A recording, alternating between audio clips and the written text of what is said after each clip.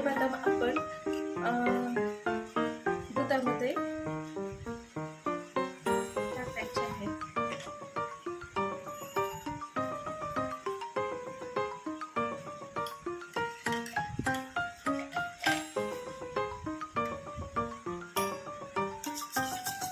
याबरोबर आपण त्यामध्ये टाकणार आहोत 1 चमचा रोज वॉटर. गुलाबजल 1 चमचा टाकणार आहोत.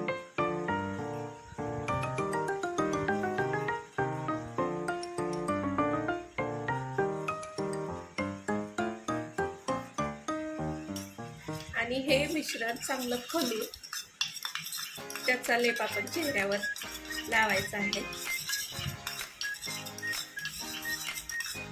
आणि लेप वाळल्यानंतर तो धुवून टाकायचा आहे. चेहरा चांगला उजळतो. धन्यवाद.